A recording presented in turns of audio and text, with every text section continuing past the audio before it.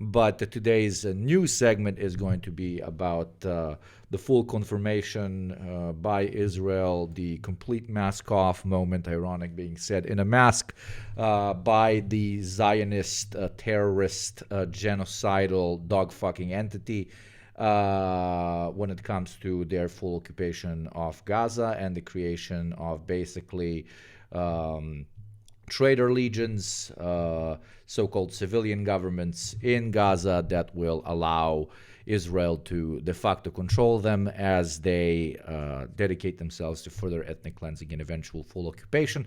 And that full occupation, eventual full settlement over what we define as the territory of Gaza. Massive protests are being seen across Israel right now after Israel's security cabinet approved a plan from the a solution to the so-called terrorism from Gaza's captive population, a final solution, one might say. Yep. Unironically funny. Hope all is well, Yugo. I'm feeling hella proud as I managed to explain to my liberal friend how the bourgeois got to power and other theory stuff. I'm doing well, and I'm really glad you are propagandizing your friends. It's the most fun thing to do in your free time until you become annoying, and then it becomes weird. But no joke. Good on you, man. Good on you. Okay, let's start out with the news. Let's see how CNN manages to spin this, or if they're at all going to try and spin this, because they are to an extent co-opting the narrative around Gaza right now as a Democrat talking point, which is as ironic as it gets. Prime Minister to expand its military operation in Gaza and take full control of Gaza City. Benjamin Netanyahu explained the objective of this escalation this way. In order to assure our security, remove Hamas there, enable the population to be free of Gaza, and to pass it to civilian governance that is not Hamas and not anyone advocating the destruction of Israel. An Israeli source tells CNN that the goal is for the first phase of the plan to be complete by... I mean, to an extent, he is honest. When you have an apartheid regime where one piece of your population is treated like a complete subhuman, they will always want the destruction of said system and said regime and said so-called country. So yeah, if you want an apartheid regime to not have anyone who wants to destroy said apartheid regime, you have to kill every single one of them. And in this case, it's the entire Palestinian population. It is contradictory, yes. The existence, Palestinians being alive, is unironically contradictory to the Israeli state existing. Because it's like, of course, it's contradictory for mice to exist in a country ran by cats that only feed on mice.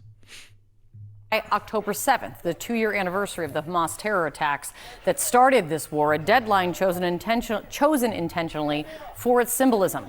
That plan will include the forced evacuation of about 1 million Palestinians from northern Gaza to the southern part of the enclave.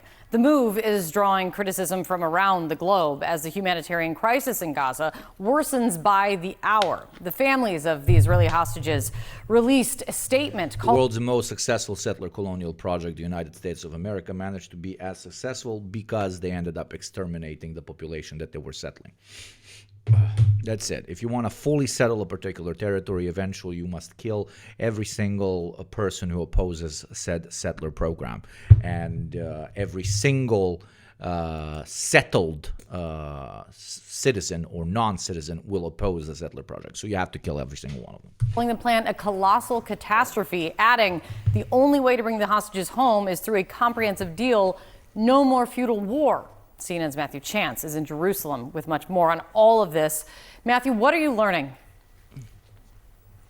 Sup, lesbian hot Well, sauce. first of all, Kate, it took more than 10 hours overnight here in Israel for the Security Cabinet to debate and finally agree on this idea, this strategy of conquering the whole of Gaza and establishing Israeli military control over vast areas. Yeah, the debate probably looked like, hey, should we send in bodies or should we only bomb? Or Should we let anyone settle, or should we only let the most patriotic citizens settle?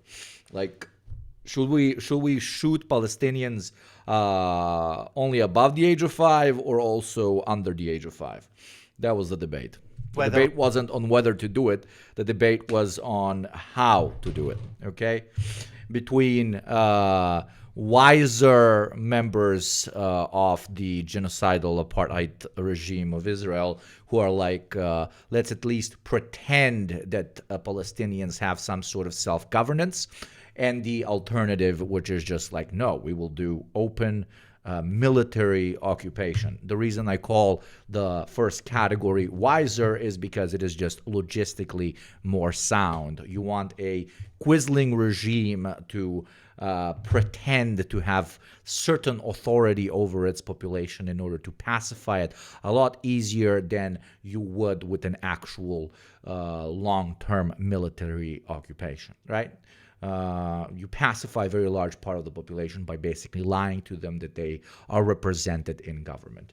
Very ironically, the people who have best developed this approach of modern invasion tactics is the Nazis, right? Sure, you had so-called Quislings and local authority that was ran by imperialist states over in their colonies before, but in the modern context of modern military invasion and occupation and genocide, the way we're seeing it in Gaza, it was developed pretty much by the Nazis. I mean, that's why we call it Quisling, Google Quisling, based on what kind of individual who did what in World War II.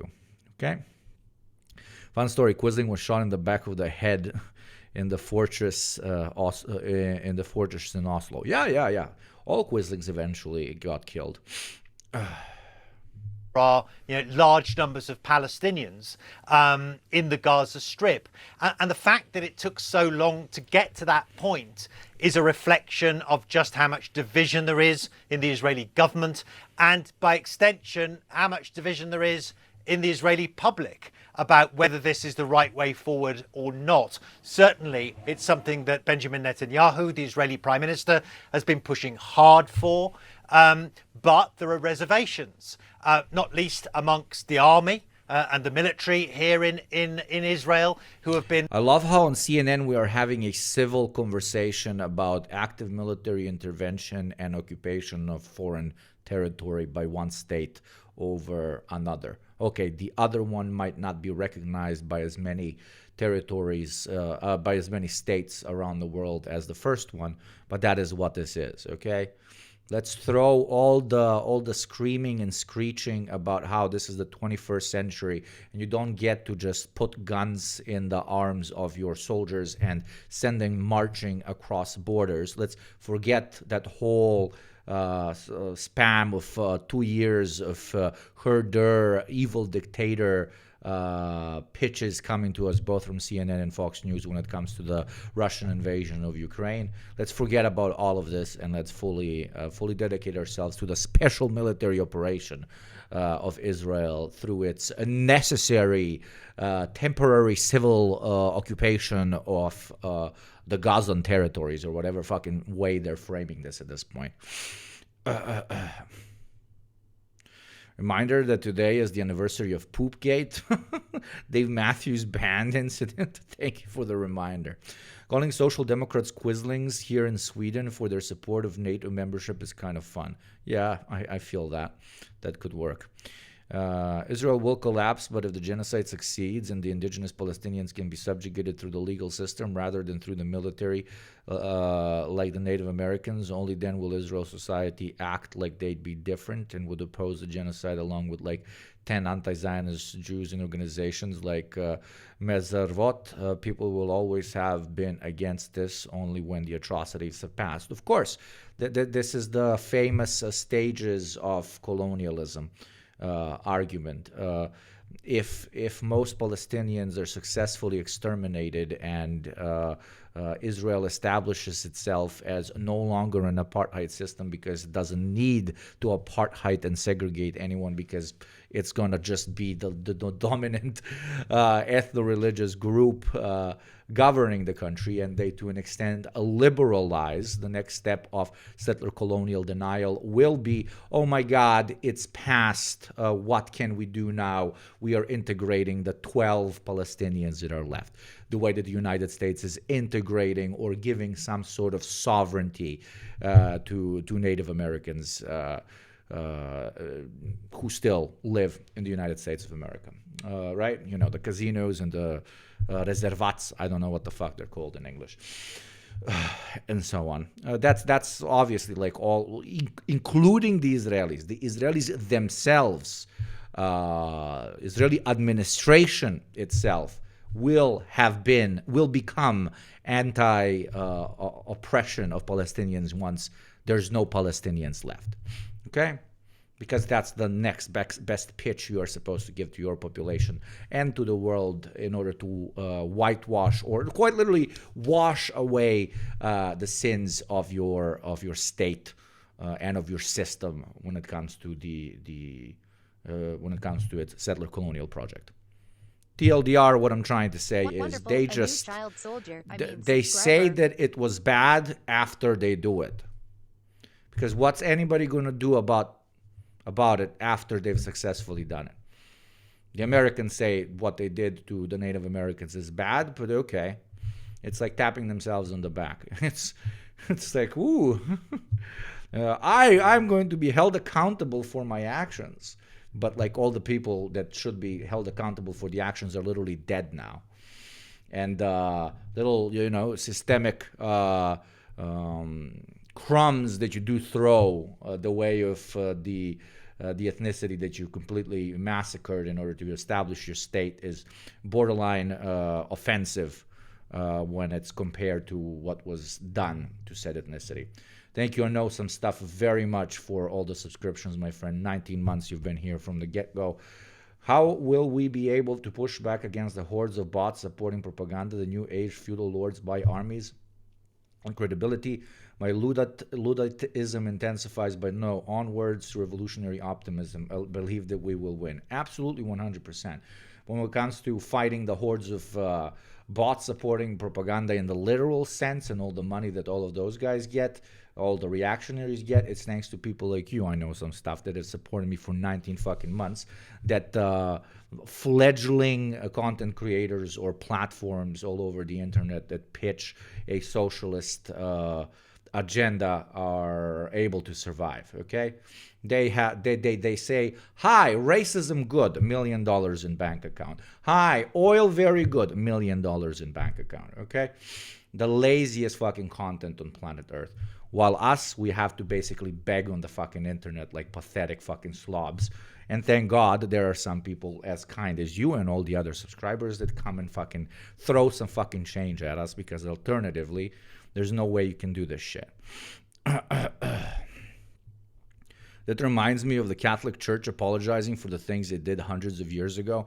The atrocities happened, but we apologize, so nothing can be done now. It wasn't the fault of the people issuing the apology. Yeah, that's the whole point. Like, it's that's truly winning. That is truly winning. That is truly bringing your project to fruition when you're apologizing to corpses. When you, who has nothing to do, who is a part of an institution, but has nothing to do with the individuals who had committed an atrocity, are now apologizing to dead people. That's when you know you won. Because and that's the greed. That's the greed of the whole fucking situation. Because you both want to be powerful and large and stand on the corpses of millions and feel morally superior. Right? As the apology would clean the dirt off of your institution. No, it will never clean the dirt off of your institution.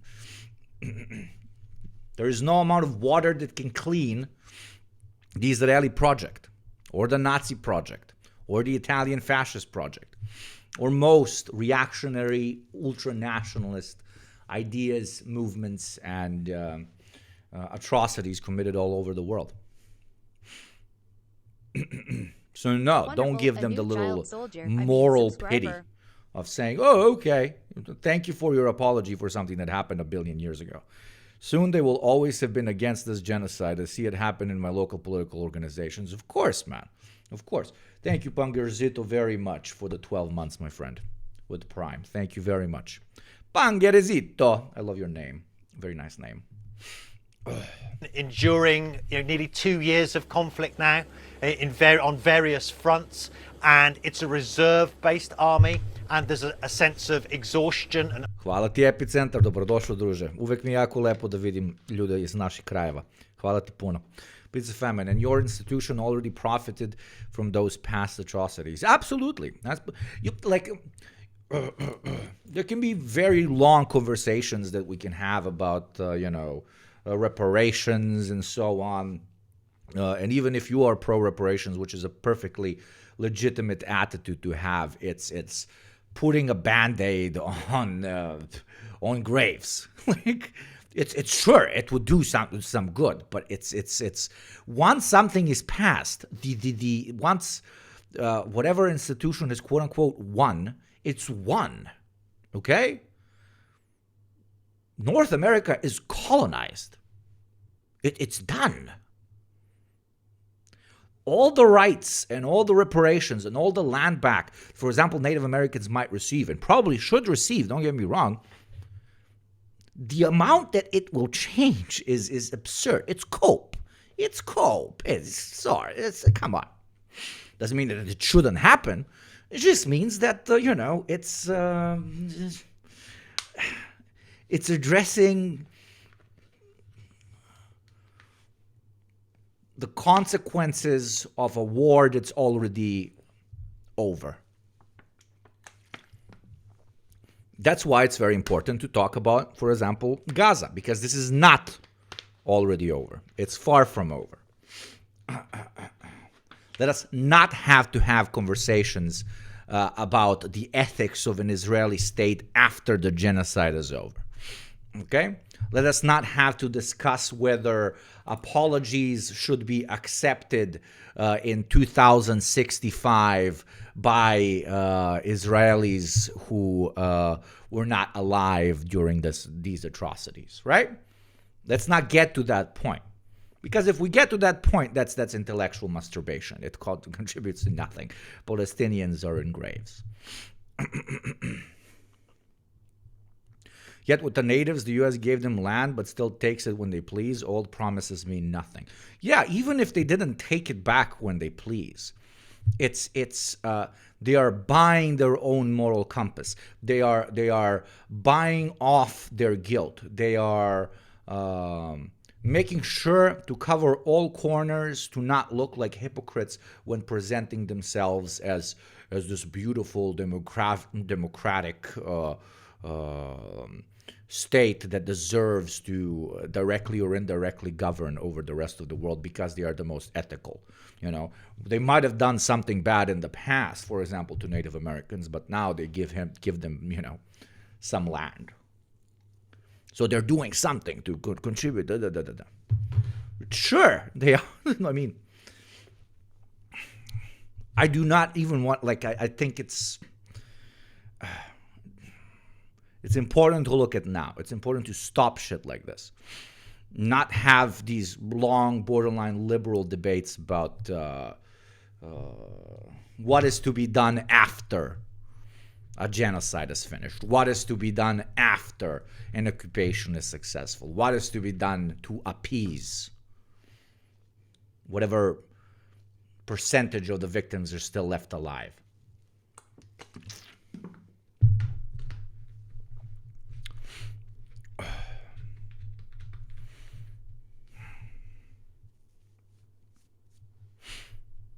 Overstretch that the Israeli military has frequently complained about. The Palestinians, of course, tens of thousands of them who have already been killed, a humanitarian catastrophe, a hunger crisis unfolding in the Gaza Strip. More military action on the part of Israel is likely to compound that suffering. And so that's one of the reasons why there's been such international condemnation as well. But also the hostage families. There are still I think 50 people who are being held inside the Gaza Strip, who were taken hostage on October the 7th, 2023. 20 of them are still believed to be alive. And the hostage families, as well as the vast majority of Israelis, according to the most recent opinion polls, very much want an end to the war, an end to the fighting, a return to normality, and of course the return of those people back home. But you see, this is a very classic spin. This is a very classic spin. They want an end to the war because they're being sent to the front. They're being forcibly recruited to the IDF. They are seeing their pockets drain because the economy is unstable. They want it to end because they don't fuck with Netanyahu in particular, etc., etc. They don't want the apartheid regime to end on average, and they don't want Palestinians to have any sort of autonomy also on average. So this is spinning it really hard. Like, this is spinning it really, really hard. By end of the war, they basically mean they want to genocide them all, pretty much. Liberals are literally waiting for this genocide to become an issue of the past so that they can claim to be on the side of justice, even though throughout these past 2 years, they've done more harm than good. I was always against this type of shit. Absolutely. Dude, because liberals only give a shit about fighting duels of pity towards those who have already been massively harmed, right? They don't want to stop harm, you know. They want to be the first to pat a minority on the back after a hate crime was done to them. They don't want to stop the hate crime.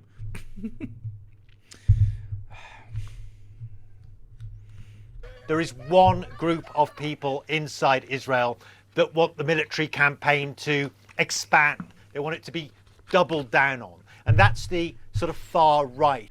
Same way I double down on you subscribing and avoiding the ad. Like the ad that is going to play in exactly 10 seconds. Support the show. Let us hit our daily sub goal and allow us to continue operating the way we have for now. Thank you very much for even considering it. Now, did you hear about Germany stopping exports of arms that could be used in Gaza to Israel? The tide has turned so much, even Germany does stuff like this to have plausible deniability, but without stopping arms export or trade in general. Yes, this is all plausible deniability. That is why they're doing too little, too late, as they say. But sure, this is a type of cope that I do encourage, at least for myself. What I'm talking about specifically is, there is a very, very objective shift in the perspective by members of the executive branches of most of Europe, but also even in the United States. There is fatigue over just how worth the Israeli project, the Israeli Zionist project specifically, is versus the political fallout that their active support of Israel can cause. And most European politicians, what they're doing right now and what they will continue to do is toe this a very thin line where they, how do I put this? Where they, where for domestic consumption, they tell everyone that they're doing their best to limit the amount of power Israel can exert over its Palestinian population, while when it comes to foreign policy, continue to directly or indirectly support them. right? So most of this, I believe, is for internal consumption, because the polls show that most people almost everywhere support Palestinians in this struggle. So they have to readjust, but they also have to follow the commands of their military-industrial complex, and most importantly of Big Daddy United States of America, where the current Republican and Democratic Party seem to firmly continue to support Israel, even though that's wobbling. What we should hope for is a switch from this being just a pitch for domestic consumption into actual foreign policy by specifically the United States of America, which is the provider of pretty much almost all of the tools of genocide that the Israelis are using, right? I've been feeling powerless. It finally dawned on me that I am doing something. I'm making sure every single person around me will never be able to use the cowardly excuse, but I didn't know, and I think that's worth a lot. Yes, it is, my friend. Absolutely it is. We are already seeing in the United States that one of the greatest pivots, one of the greatest changes in the perception of the population of one country, in this case, the United States of America, their very radical switch when it comes to their view of the Palestinian struggle, even after pretty much half a century of Zionist propaganda being injected into their brain cells. It is truly, truly an impressive feat, and it is thanks to people like yourself. Thank you very much, Darkwing Cuck, for the 5 gifties. Paint the chat motherfucking purple. Thank you very, very much, my friend. Let's fucking go. Oil me the fuck up.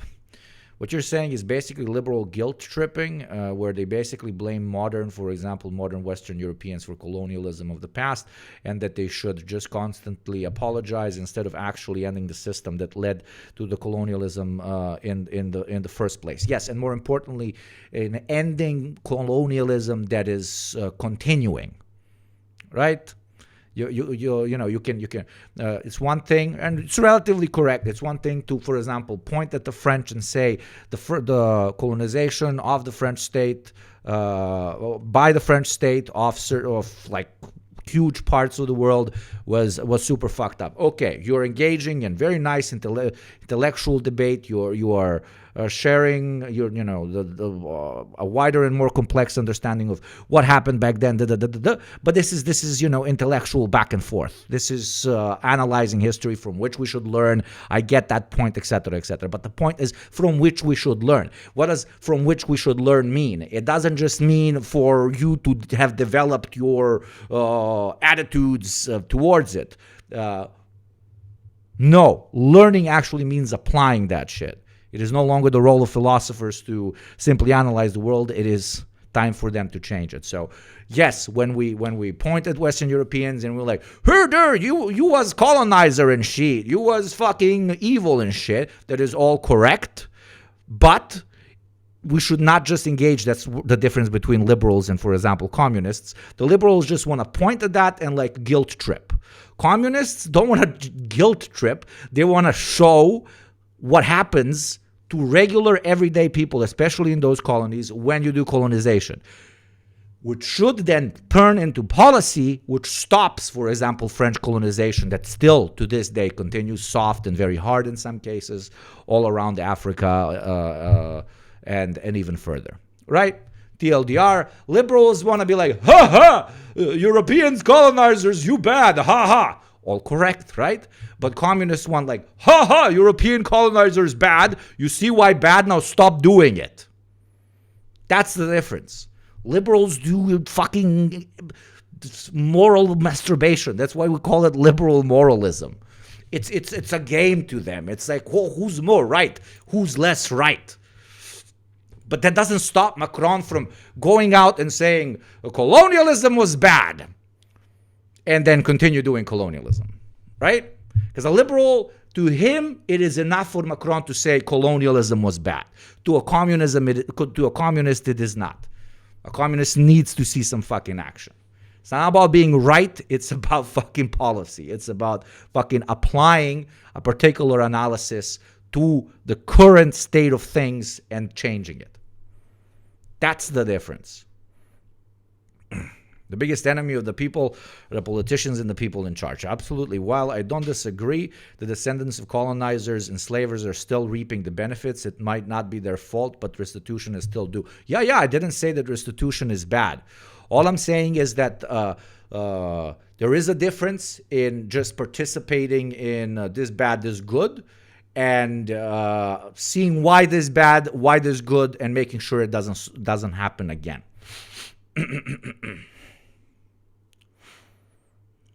Yes, of course, and the colonialism of today, not forgetting that. You're right, it's just hard for me sometimes to say shit. No, you made a very good point. No. I jumped off of what you're trying to say. Liberals are comfortable receiving crumbs of global imperialist exploitation. They don't want to challenge a system that they benefit from despite being exploited. Yes,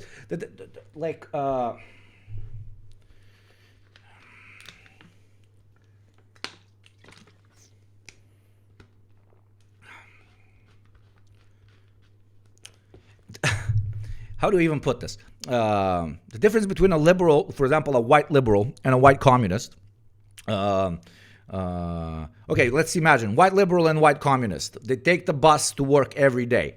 They're both racist. Both of them, when they sit down, they see a black person entering the bus and sitting next to them, they clutch their pearls and they even maybe move another chair to the left, right?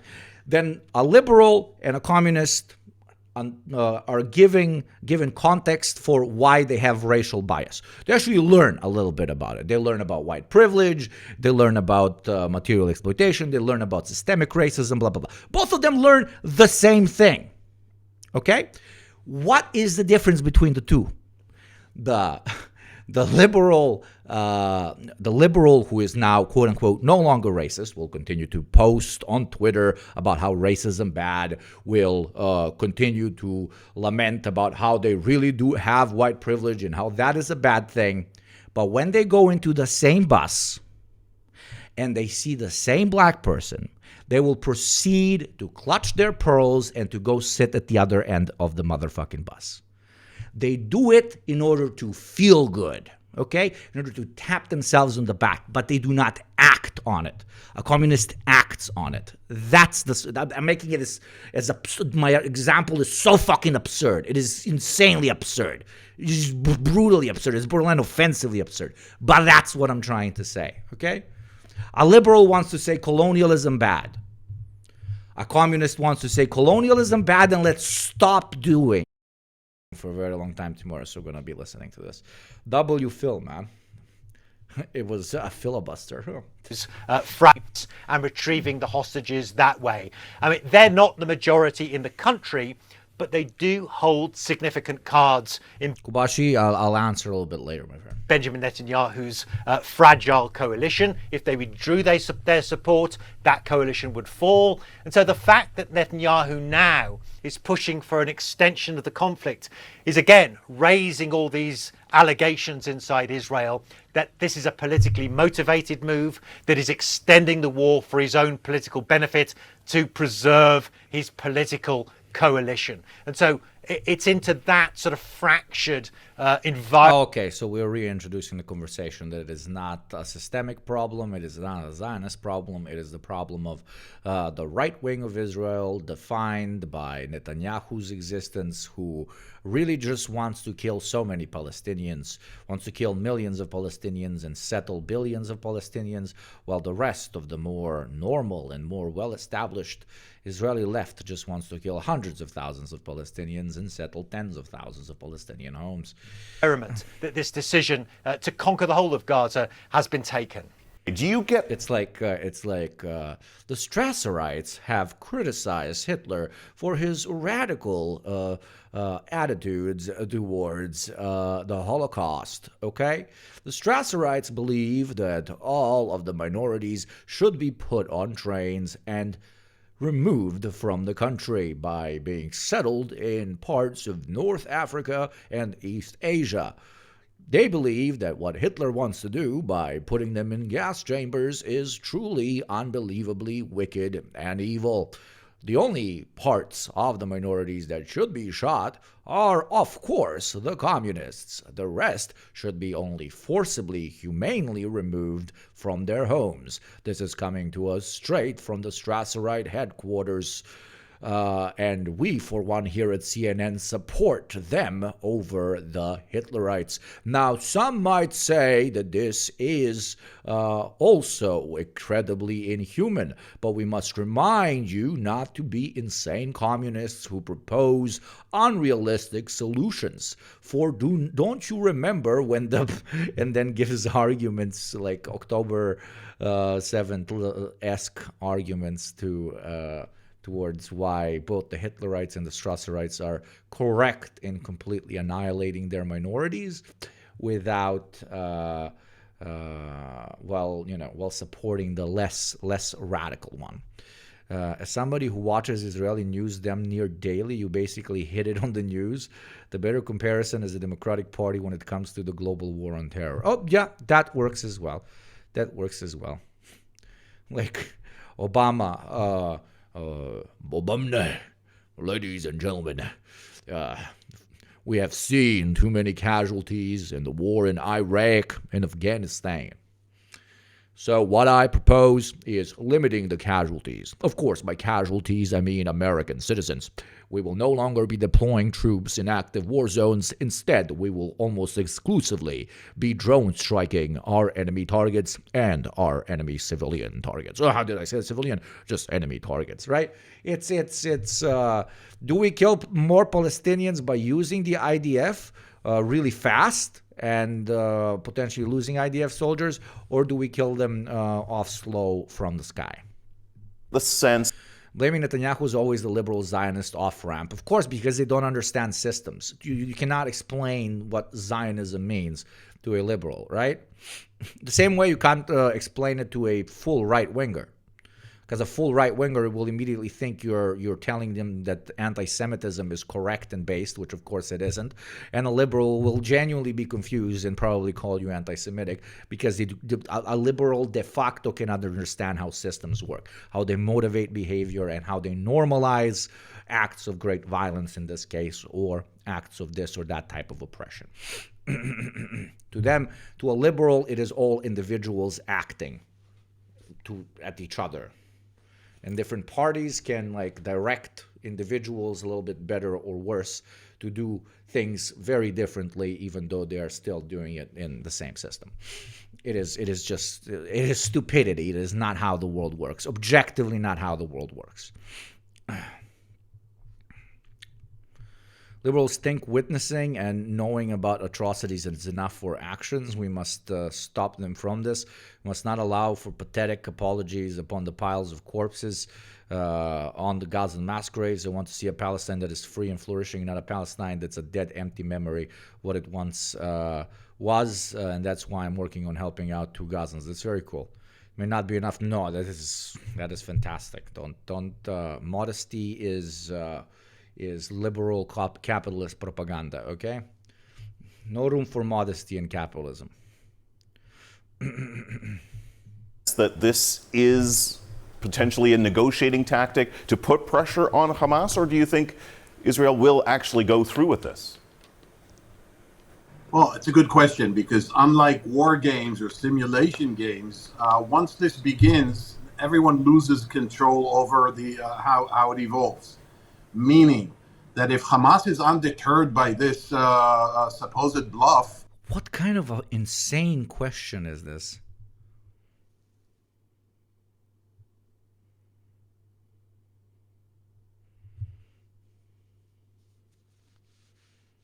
Is this a genius way that the Israelis are attempting to manipulate the evil Hamas terrorists? Or is that them revealing all their cards? Absolutely no mention of the fact that they are talking about settling an occupied territory and overtaking foreign territory. Something that is illegal under every single law and perspective and moral compass on planet Earth. Something that they screamed at the Russians for doing in Ukraine. Oh, like how you are talking about the same army that just basically massacred most people in this particular piece of land, potentially moving in and then fully occupying it, as if it's a conversation about watermelon sizes or what color the next New York cop parade should sponsor, blue or green. Like, hypocrisy, yes, hypocrisy, but also just like eternal liberal brain rot. We have normalized casually talking about what level of genocide is acceptable. Do we just genocide them afar, or do we occupy? This is something that you can play on prime time in CNN. A conversation on what type of genocide is a more chill genocide. That is insane. We are sick. We are exceptionally sick. Then Israel begins the evacuation of Gaza City and begins a even fuller military occupation. And there's no such thing as temporary occupation. This has been said correctly, and he's a veteran on these issues. This is going to go on for many, many years. And so what I must add, the thing that pissed me off a lot is when Western white liberals claim that the primary principal contradiction of America and Israel is wage labor. It's like, bro, are you fucking stupid? It's colonialism. You have to be a deeply disconnected white person to think it's your wages. That's the principal contradiction, and not the fact that we're a white supremacist disconnected hellhole. Like my friends who are indigenous had their grandparents and some of their parents in reservations. Yeah, of course. That is the ground that that settler colonial states are pretty much built on. Just there is still something to be done about this particular settler colonial state. When it comes to the United States, it's the United fucking States. what looks now as some kind of a cunning and sophisticated and savvy negotiating tactic is going to end up with Israel occupying the Gaza Strip. Now, you have to understand, Kim, it's not as if Mr. Netanyahu has a plan to occupy Gaza. No, he has a plan to extend the war. He wants to prolong the war. He wants the war to go on. Occupation means you own the place. He wants to that means you take care of 2.3 million Palestinians. That yeah, take care. Yeah. Oh, the way you take care of them in Tel Aviv, right? Oh my God. means you take care of humanitarian aid. That means you take care of health services. That means that at some point, you called it correctly imaginary, Kim. There's going to be some kind of an alien spaceship is going to land, and out of it will come a civilian administration. Where's that coming from? There's no plan. This is a lot of bluster. But as I said, it begins as, okay, this is not serious. Maybe this is a negotiating ploy. Before you know it, this is going to go on for a long time. And I have to add, from a diplomatic dimension, Kim, it makes the U.S. look very silly here. It makes Trump's pledges and commitments look very hollow and ineffective. And it just goes back to vindicate all those who have said that Mr. Netanyahu was waging this war and protracting it just for political reasons rather than political objectives. Right. So on that, I want to ask you, what role do you think President Trump may have played here? Do you think? Yeah, it doesn't matter whether Israel is talking about permanent occupation as a way to to take the so-called war into its next stage, which will elongate it, or if they're very serious about occupation, which will basically create a new dynamic between Israel and its genocidal project, right? TLDR, what this fucking dude is saying basically is, they're just using this as a way to give the Israeli population a excuse to continue current operations, but even if he's not in the current operations or genocide, versus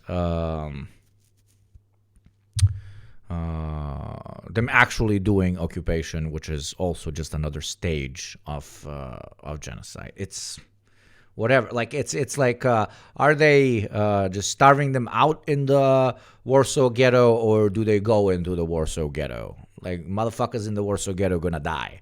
Just the question is how they're gonna die, and that's of course from the perspective of Israeli strategists and multiple parties debating this whole thing. It's Drasserites versus Nazis. It's for the Palestinians, both options simply mean faster or slower. The Trump administration will have agreed to this, or at least tacitly given the green light? Yeah, but you know, there are two ways of looking at that. I mean, the last statement that President Trump made on this issue was a few days ago when he said, well, I think it's mostly up to Israel. And that was interpreted, as you said, as some kind of a green light. But here are the two ways of looking at it. One is Trump wants to break the impasse, and so he's saying to Israel, okay, let's see what you could do. What you haven't succeeded in doing for 22 months, almost 23 months, almost 2 years, you think you can do now, but be my guests. Okay, that's one way of looking at it. The second is that Trump is basically saying, I've had enough, plague on both your houses. You know, I have other things to deal with. I'm meeting Putin next week on the issue of Ukraine. I have the tariffs to manage. I have domestic issues in America. I don't care. Meaning that Israel will be left owning Gaza. And that green light is going to turn very sour and very burdensome. Well, yeah, especially, I mean... Very burdensome. He's pitching it like, oh, this is going to be really complicated for the Israelis. Like, Palestinians do not enter this conversation whatsoever. And I love how they are inviting an Israeli former member of state to talk about the destiny of Palestinians. Like, not a single Palestinian is involved in the conversation on what should be done to Palestinians. Isn't that fucking incredible, Chad?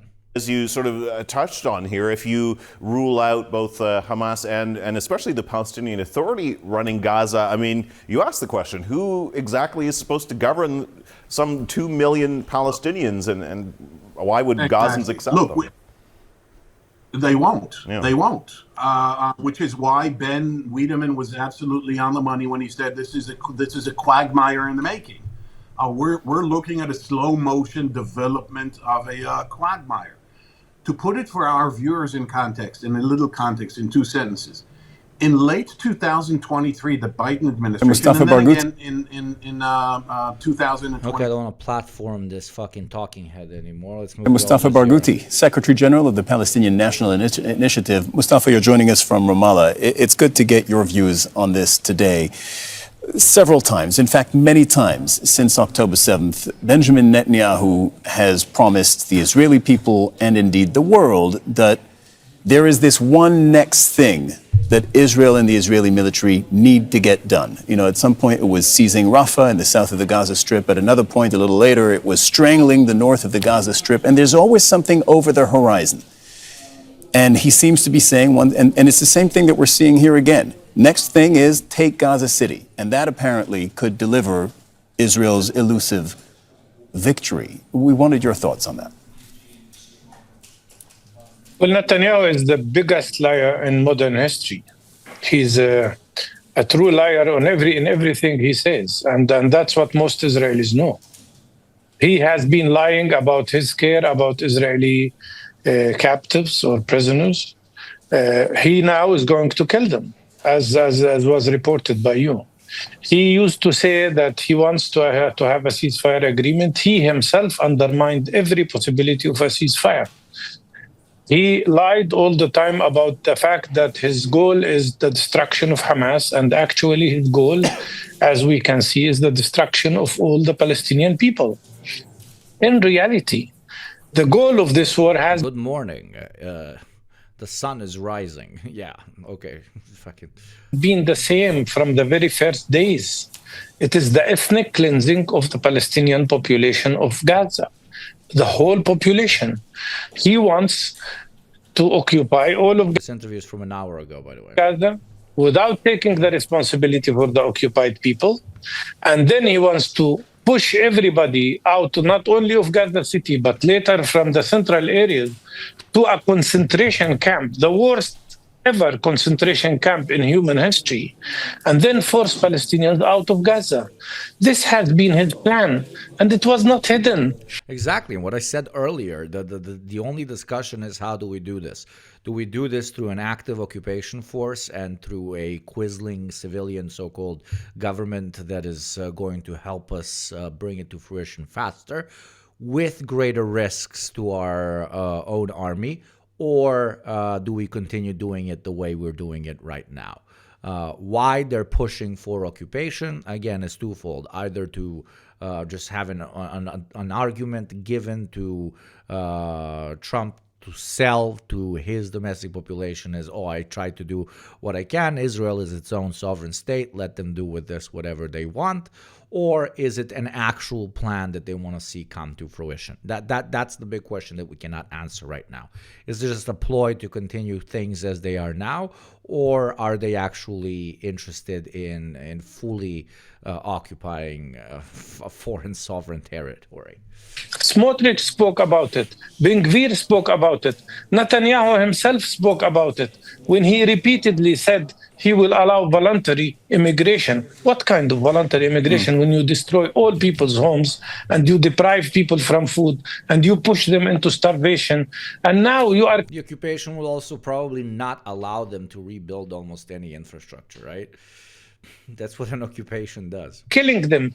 The fact that he wants to evict everybody from Gaza City, what does it mean? 1 million people. Where should they go? There is no place to go to. And he will be bombarding them, causing a terrible massacre. In reality, what I have to say, what many Western leaders don't want to listen to, is that this is a beginning of a terrible second Holocaust caused by the same people whose ancestors suffered from... Oh, not the beginning. It's been fucking happening for a while now. Another Holocaust in the Second World War. But Mustafa, the argument you're making, and you're certainly not the only one to make it, that ultimately Netanyahu and his government, their goal is to reduce the size of the population in Gaza, push Palestinians out of the Strip. I mean, there is no doubt that they have laid waste to the Strip, that they have inflicted immense suffering upon the Palestinian people, but they haven't actually managed to push them out of the Strip. That hasn't happened. So, I mean, realistically, where does Netanyahu and the far right who are pushing for this plan, where do they realistically think this will end up? Because Egypt says it's not taking the Palestinians, Jordan is not going to take them. The international community, to the extent that there's a red line here, the international community has laid this as the red line, that Palestinians shouldn't be made to leave Gaza. My friend in Gaza Central says that their timeline is 1 month. He is very doomer. Understandably, he's lived through 2 years of fucking genocide, and says that the Israelis are being unrealistic with their timeline. It will take 5 months for them to take Gaza City at shortest, according to him. Thank you for the inside information, brother. Yeah. I mean, yeah. The IDF is an occupying force. It's a fucking basically a apartheid police force that absolutely sucks when it comes to fighting on the actual front.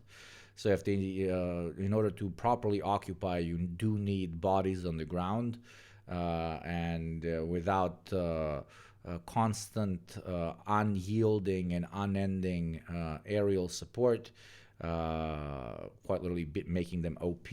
The IDF will have a very, very tough time, not just taking over, but keeping particular territories.